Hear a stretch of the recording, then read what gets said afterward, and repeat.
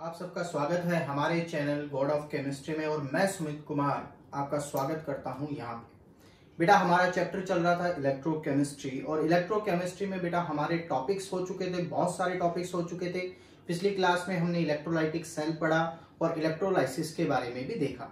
अब बेटा हम बात कर रहे हैं कि अगर सर इलेक्ट्रोलाइसिस होता है तो ऐसे कौन से लॉज हैं, कौन से रूल्स हैं जो वो फॉलो करेगा। तो बेटा यहाँ हम बात कर रहे हैं लॉज ऑफ इलेक्ट्रोलाइसिस की। और बेटा इसमें एक साइंटिस्ट का बहुत बड़ा योगदान है और उसका नाम है बेटा फैराडे। तो यहाँ बेटा इलेक्ट्रोलाइसिस के लिए फैराडे ने अपने 2 रूल्स दिए, तो अब हम उन्हीं को डिस्कस करेंगे कि वो रूल्स कौन से थे और उनका क्या एप्लीकेशन था। तो बेटा सबसे पहले हम बात करते हैं फैराडे के फर्स्ट लॉ की। तो बेटा फैराडे ने ऐसे कहा कि मान लीजिए अगर आपने ये कोई सेल ले रखा है जिसमें एक इलेक्ट्रोड आपने ये ले रखा है और एक इलेक्ट्रोड ये ले रखा है, यहां आपने बैटरी लगा दी और यहां पर आप कोई भी इलेक्ट्रोलाइट लेते हैं, कोई भी, तो सर आपको पता है अगर ये पॉजिटिव है और ये नेगेटिव है तो जो पॉजिटिव चार्ज होगा वो नेगेटिव की तरफ जाएगा और जो नेगेटिव चार्ज है वो पॉजिटिव की तरफ मूव करेगा। तो यहां फैराडे ने ये बताया कि सर जो भी सब्सटेंस आप इस इलेक्ट्रोलाइटिक सेल में लेते हैं उस सब्सटेंस में से कौन सा किस इलेक्ट्रोड पे गया तो उसका अमाउंट कितना होगा, वो कितना डिपॉजिट हो रहा है, ये बात किसने बताई? फैराडे ने। तो देखिए इसके फर्स्ट लॉ में इसने क्या बताया। तो फैराडे ने ये बताया कि सर अगर आप किसी भी इलेक्ट्रोलाइटिक सेल में करंट पास करते हैं तो जो भी अमाउंट डिपॉजिट होगा इलेक्ट्रोड्स पर वो हमेशा उस करंट पर डिपेंड करेगा। तो इसके according the amount of substance W is always proportional to the Q। Q क्या है बेटा? यहाँ चार्ज। और हम जानते हैं, हम क्या जानते हैं? Q इक्वल्स टू क्या होता है बेटा? IT। तो W प्रोपोर्शनल हो गया बेटा किसके? IT के। I यहाँ पर एम्पियर धारा करंट, T क्या है? टेम्परेचर, T क्या है यहाँ पर? टाइम। क्लियर है? तो W प्रोपोर्शनल IT। तो W की अगर हम बात करें तो ZIT। Z क्या है बेटा? यहाँ Z जो है उसे हम कहते हैं बेटा इलेक्ट्रोकेमिकल इक्विवेलेंट। Z यहां क्या है? कांस्टेंट है, जिसे हमने किस नाम से बताया है? इलेक्ट्रोकेमिकल इक्विवेलेंट के नाम से। वापस देख लीजिए, according to the Faraday's first law the amount of the substance which are deposit at the electrodes is always depends of the amount of the current which is pass on it. जो भी amount इन electrodes पर deposit होगा वो depend करेगा कि आपने कितना करंट इसमें पास किया है। तो W proportional Q equals to IT। I क्या है? यहाँ करंट है एम्पियर में, T क्या है? यहाँ टाइम है। ठीक है, तो W इज प्रोपोर्शनल IT। और जैसे मैं प्रोपोर्शनल का साइन हटाता हूं एक कांस्टेंट आ जाता है बेटा, जिसे मैंने क्या नाम दिया है? Z electrochemical equivalent. अब यहां पर बेटा कई बार कॉम्पिटिशन एग्जाम्स में आ जाता है कि what is the definition of Z। तो देखिए बेटा, if I equals to 1 ampere और T equals to 1 sec, I अगर मैं 1 ले लूं, T भी मैं 1 ले लूं, तो W ही क्या हो जाएगा बेटा? Z हो जाएगा। तो इलेक्ट्रोकेमिकल इक्विवेलेंट की डेफिनेशन ये होगी, जब किसी इलेक्ट्रोलाइटिक सॉल्यूशन में I एम्पियर करंट को T सेकेंड, जो एम्पियर आपने कितना लिया है? 1 एम्पियर, और इसको कितने टाइम के लिए? 1 सेक के लिए पास किया जाए, तो जो अमाउंट डिपॉजिट होगा इलेक्ट्रोड्स पर वही किसके इक्वल होगा बेटा? Z के इक्वल होगा। बेटा अब हम बात करते हैं फैराडेज सेकंड लॉ की। फर्स्ट लॉ में क्या बताया गया? W proportional Q। तो उसने ये बताया कि अमाउंट जो भी डिपॉजिट होगा वो डिपेंड करेगा कि आपने सेल में कितना करंट पास किया है। अब सेकंड लॉ में इसने क्या बताया? सेकंड लॉ में बेटा इसने ऐसे कहा कि मान लीजिए आपने 2 या 2 से ज्यादा सेल ले रखे हैं। जैसे एक सेल ये ले लिया, ये इलेक्ट्रोड लगा हुआ है, यहां एक इलेक्ट्रोड है और यहां एक इलेक्ट्रोड है, और इनको आपने क्या किया है बेटा? सीरीज में लगा दिया है। 2 ले सकते हो, 3 सेल ले सकते हो आप। तो इसमें क्या हुआ बेटा? अगर आपने सेलों को सीरीज में लगा रखा है और यहां पर I और T दोनों ही आपने क्या कर रखे हैं? कांस्टेंट। क्या कर रखे हैं बेटा? कांस्टेंट। तो फिर अमाउंट जो इन इलेक्ट्रोड्स पर डिपॉजिट हो रहा है वो क्या होगा? इसके लिए फैराडे ने ऐसे कहा कि अगर आप मान लीजिए सेम टाइम तक सेम करंट अगर आप सीरीज में लगे हुए सेल्स में पास करते हैं तो जो अमाउंट डिपॉजिट होगा इनके इलेक्ट्रोड्स पर वो हमेशा प्रोपोर्शनल होगा उनके इक्विवेलेंट के। ई क्या है बेटा यहाँ? इक्विवेलेंट।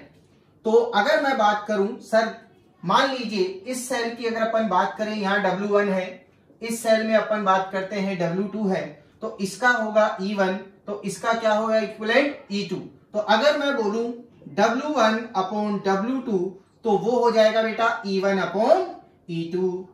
मेन रूल जो फैराडे का सेकंड लॉ है वो है ये कि amount of the substance which are deposit at the electrodes is proportional to their chemical equivalent if current और time is always constant. Same current को सेम टाइम के साथ अगर इसमें पास किया जाएगा बेटा तो जो W है, जो इन इलेक्ट्रोड्स पर अमाउंट जो डिपॉजिट हो रहा है वो डिपेंड करेगा उनके इक्विवेलेंट पर, केमिकल इक्विवेलेंट पर।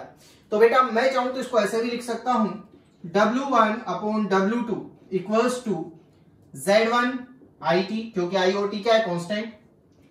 Z2 IT से IT कैंसिल कर सकते हैं बेटा, तो ये हो जाएगा W1 upon W2 equals to Z1 upon Z2 और E1 अपॉन E2। इस तरीके से बेटा हम फैराडे के सेकंड लॉ को भी समझ सकते हैं। ये भी क्या है बेटा? बहुत ही आसान है। इन पर बेटा डायरेक्ट न्यूमेरिकल पूछे जाते हैं, डायरेक्ट लॉज पूछे जाते हैं कि सेकंड लॉ क्या है, फर्स्ट लॉ क्या है। लेकिन बेटा इनके सबसे इंपॉर्टेंट है इनके न्यूमेरिकल्स, जो हम इसी टॉपिक में डिस्कस कर रहे हैं। देखिए आप बेटा, अब हम बात करते हैं चार्ज ऑन 1 मोल इलेक्ट्रॉन की। बेटा 1 मोल इलेक्ट्रॉन पर कितना चार्ज होता है, यहीं पर हम फैराडे की वैल्यू काउंट करेंगे कि फैराडे की वैल्यू 96500 जो हमने डायरेक्ट बताई थी वो कैसे आई। तो यहां देखिए बेटा, अगर मैं बात करूं चार्ज ऑन 1 इलेक्ट्रॉन, तो बेटा 1 इलेक्ट्रॉन पर चार्ज कितना होता है? 1.6 इंटू 10 पावर माइनस 19 कूलम, यही होता है। और अगर मैं बात करूं 1 मोल, तो बेटा 1 मोल क्या होता है? एवोगाड्रो नंबर के इक्वल, और वो कितना होता है? 6.02 इंटू 10 पावर 23। ये किसकी वैल्यू हो गई? आपके एवोगाड्रो या 1 मोल की वैल्यू। तो अगर मैं बात करूं charge on 1 mole electron equals to, तो देखो बेटा 1.6 इंटू 10 की power minus 19 into 6.02 into 10 power 23। जब बेटा मैं इसे कैलकुलेट कर लूंगा तो मेरा आंसर आएगा बेटा 96487 कूलम मोल इनवर्स, जिसे मैं अप्रोक्सीमेटली कैलकुलेशन को इजी बनाने के लिए बेटा इसको कितना मान लिया जाता है? 96500 कूलम मोल इनवर्स। और ये आपकी किसकी वैल्यू आ गई बेटा? 1 मोल इलेक्ट्रॉन पर चार्ज कितना हुआ। तो बेटा इसी को हम कहते हैं 1 फैराडे। तो 1 फैराडे की वैल्यू जो होती है बेटा वो होती है charge on 1 mole electron. 1 mole electron पर जो चार्ज है बेटा उसी को हम कहते हैं 1 फैराडे। और 1 फैराडे की वैल्यू कितनी हो गई? 96500 कूलम मोल इनवर्स। ये वैल्यू किसकी है बेटा? आपके 1 फैराडे की वैल्यू हो गई है। ठीक है बेटा। अब अगर हम बात करें कि सर ये क्या काम आएगी, कैसे क्या होगा, तो ये बेटा न्यूमेरिकल्स में सीधे ही काम में आती है और बहुत ही इंपॉर्टेंट है। यहां पर बेटा मैं आपको एक चीज और सिखाना चाह रहा हूं कि फैराडे की वैल्यू अलग अलग इलेक्ट्रॉनों के लिए कैसे काउंट की जाएगी। अगर 2 इलेक्ट्रॉन आ जाए तो क्या होगा, 4 इलेक्ट्रॉन आ जाए तो क्या होगा। तो बेटा आपको सिर्फ इतना सा ध्यान रखना है, अगर 1 इलेक्ट्रॉन है तो चार्ज कितना है? 96500।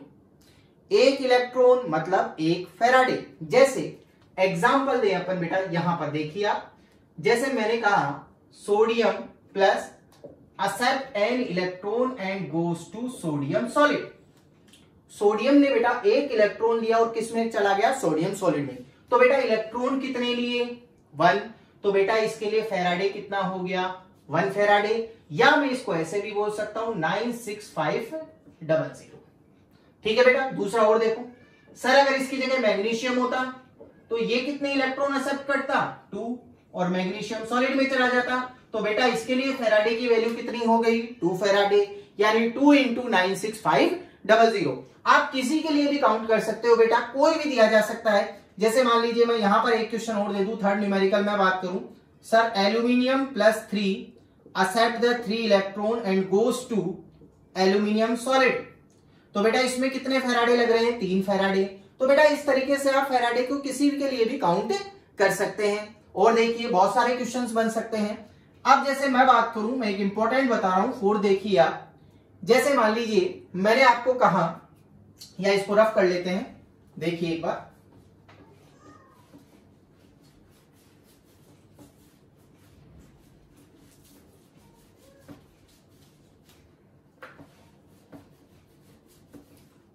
देखिए 4th में जैसे आपको ये दे दूं MnO4-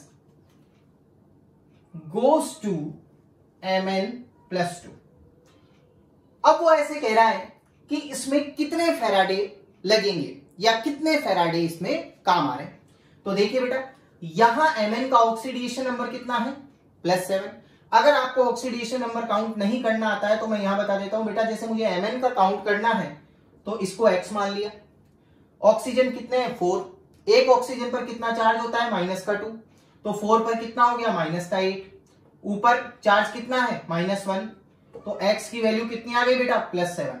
तो यहां Mn पर कितना चार्ज है बेटा +7, और वहां पर चार्ज कितना है +2।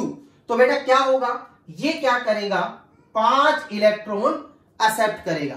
5 इलेक्ट्रॉन एक्सेप्ट करने के बाद में ये किस में पहुंचेगा Mn+2 में। तो इलेक्ट्रॉन कितने आ रहे हैं 5 इलेक्ट्रॉन आ रहे हैं। तो बेटा इसमें फेराडे की वैल्यू कितनी आएगी 5F। ये बहुत इंपॉर्टेंट है बेटा कि आपको फेराडे काउंट करना आना ही चाहिए। ठीक है बेटा, अभी हम और भी बहुत सारे न्यूमेरिकल्स इसमें देखेंगे। तो बेटा इसमें हम न्यूमेरिकल्स की बात करते हैं तो बेटा इसमें मेनली 2 तरह के न्यूमेरिकल्स आते हैं जो फेराडे से रिलेटेड है। जैसे मान लीजिए मैंने एक क्वेश्चन दे दिया कि सर एल्यूमिनियम 10 ग्राम एल्यूमिनियम को डिपॉजिट होने में कितने फेराडे की रिक्वायरमेंट होगी। तो देखिए एल्यूमिनियम डिपॉजिट हो रहा है तो एल्यूमिनियम की रिएक्शन क्या होगी बेटा एल्यूमिनियम सॉलिड। यहां पर पहले हम बेसिक की बात कर रहे हैं। अब अगर मैं बात करूं यहां पर कितने फेराडे लग रहे हैं बेटा 3 फेराडे। 3 इलेक्ट्रॉन देखते आप समझ गए कि 3 फेराडे लग रहे हैं। अच्छा सर एल्यूमिनियम का मास कितना होता है 27 इसका मास हो गया।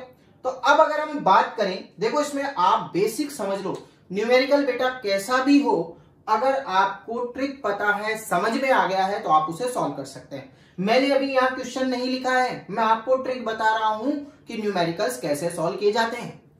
सबसे पहले आपको रिएक्शन लिख लेनी है, अगर उसमें दी हुई है तो बहुत अच्छी बात है। Aluminium +3 accept the 3 electrons and goes to aluminium solid. और एल्यूमिनियम का मास कितना होता है बेटा स्टैंडर्ड कंडीशन में 27। तो बेटा यहां देखिए 27 ग्राम मास डिपॉजिट होने में कितने फेराडे लग रहे हैं बेटा 3 फेराडे। देखो तो एक में कितना लगेगा बेटा, एक में लगेगा 3F/27। अगर मान लो वो ऐसे कहे कि 10 ग्राम डिपॉजिट करना है मुझे एल्यूमिनियम, कितना डिपॉजिट करना है 10 ग्राम, आपकी जो इच्छा बोलो, वो कहे 100 ग्राम तो 100 ले लेंगे हम। तो 10 ग्राम डिपॉजिट करना है तो 3F/27 × 10। यहां से सॉल्व कर सकते हैं आप, इजीली आपका आंसर आ जाएगा। बेटा वापस समझ लीजिए इसको, क्वेश्चन हमारा ये था कि 10 ग्राम एल्यूमिनियम इलेक्ट्रोड पर डिपॉजिट करना है तो उसमें कितने फेराडे रिक्वायरमेंट होगी। तो पहले मैंने स्टैंडर्ड कंडीशन बना ली कि एल्यूमिनियम ने 3 इलेक्ट्रॉन एक्सेप्ट किए, तो यहां फेराडे वैल्यू कितनी हो गई 3F, और स्टैंडर्ड कंडीशन में मास कितना आता है 27। ठीक है, तो सर जब मैं 27 ग्राम मास डिपॉजिट करा रहा हूं तो फेराडे कितने लग रहे हैं 3।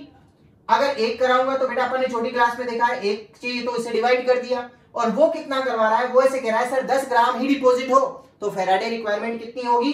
तो बेटा यहां से इसको आप यूं ले जाइए, यहां से मल्टीप्लाई कर दीजिए, आपका आंसर आ जाएगा। यहां से आप इसको इजीली सॉल्व कर सकते हैं। इसी क्वेश्चन को वो उल्टा घुमा दे, मान लो अगर वो ऐसे कह दे, इसी क्वेश्चन में देखिए सेम क्वेश्चन, कोई चेंज नहीं है बेटा। देखो उसने क्या कहा, ये तो उसने 10 ग्राम डिपॉजिट करवाने के लिए फेराडे पूछे थे, अब उसने ऐसे कह दिया कि सर मैं 10 फेराडे आपको दे रहा हूं आप मुझे बताइए कि कितना एल्यूमिनियम डिपॉजिट होगा। तो वो भी आसान है सर, जब हम 3 फैराडे लेते हैं तो कितना डिपॉजिट होता है 27।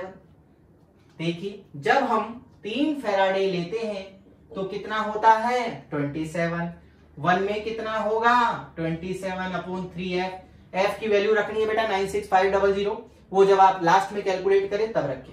और वो कितने फैराडे दे रहा है 10 फैराडे, तो 10 फैराडे देगा तो 27/3f इंटू 10 फैराडे। यहां से बेटा आपका ये इजीली क्या हो जाएगा सॉल्व हो जाएगा। क्वेश्चन बेटा यूं भी दिया जा सकता है और वैसे भी पूछा जा सकता है। तो बेटा एक पैटर्न तो आपका ये है न्यूमेरिकल को सॉल्व करने का। एनसीईआरटी में ऐसे बहुत सारे क्वेश्चन दिए हुए हैं, तो आप इस तरीके से इनको सॉल्व करें। क्लियर है बेटा? यहां से आपके इजीली मास निकल जाएगा, यहां से आप इजीली फैराडे वैल्यू काउंट कर सकते हैं कि कितने फैराडे लगेंगे। इस क्वेश्चन में वो फैराडे पूछ रहा है और इस क्वेश्चन में फैराडे देकर क्या पूछ रहा है मास पूछ रहा है। इसके अलावा बेटा इसमें एक पैटर्न का न्यूमेरिकल और आता है, और वो देखिए वो पैटर्न कौन सा है। मान लीजिए मैं इसी क्वेश्चन में दे दूं यही सेम, आप तो यही उठाओ, एक कोई पकड़ो आप और उसी को आगे बढ़ो। यही क्वेश्चन दे दिया और बेटा अब उसने फैराडे नहीं दी, उसने क्या कहा है कि सर अगर मान लीजिए 1.5 एम्पियर का करंट, ये क्या है आई की वैल्यू, 10 मिनट्स तक, कितने टाइम तक बेटा 10 मिनट्स तक पास किया गया किसी सेल में, 1.5 एम्पियर के करंट को 10 मिनट तक पास किया गया, तो बताओ अब एल्यूमिनियम कितना डिपॉजिट होगा। समझ में आ गई बेटा? अब इस बार उसने करंट और टाइम दिया है आपको और पूछ रहा है कि कितना एल्यूमिनियम डिपॉजिट होगा। तो देखो बेटा इसको हम कैसे सॉल्व करेंगे। सबसे पहले आप इसको सॉल्व कीजिए। तो हम जानते हैं Q इक्वल्स टू क्या होता है बेटा IT। तो यहां से आप करंट की वैल्यू निकाल लीजिए या चार्ज निकाल लीजिए आप। तो I की वैल्यू कितनी है बेटा 1.5 और कितने टाइम के लिए, तो इंटू 10, ये तो मिनट में है, तो बेटा इसको आप मल्टीप्लाई कर दीजिए 60 से, तो किस में आ जाएगा आपके, ये आ जाएगा अब 6 सेकेंड्स में। तो ये कितना हो गया बेटा ऑलमोस्ट, ये हो गया 900 कूलाम। सही है बेटा 900 कूलाम ये आ गया। अब ये मेरे पास चार्ज की वैल्यू आ गई। आप क्वेश्चन को वापस समझ लीजिए, ये हमारा क्वेश्चन था और क्वेश्चन में बेटा उसने ऐसे कहा कि ये एक सेल है जिसमें एल्यूमिनियम लगा हुआ है इलेक्ट्रोड्स में, और उसमें मैंने 1.5 एम्पियर करंट को 10 मिनट तक पास किया। तो what is the amount of aluminium, aluminium का कितना अमाउंट डिपॉजिट होगा। तो सबसे पहले मैंने चार्ज काउंट कर लिया 900 कूलाम।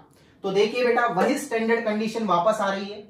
जब हम 3 फैराडे करंट देते हैं तो कितना डिपॉजिट होता है 27 ग्राम। 1 देंगे तो कितना होगा 27/3f, और अब कितना करंट दे रहे हो तुम 900, तो क्या हो जाएगा 27/3f इंटू 900। सॉल्व कर लेना बेटा, इसके बाहर कोई न्यूमेरिकल नहीं आएगा। आप लोग इस तरीके से इजीली फैराडे के न्यूमेरिकल्स सॉल्व कर सकते हैं। एनसीईआरटी के ऑलमोस्ट सारे न्यूमेरिकल्स आपसे सॉल्व हो जाएंगे। ठीक है बेटा।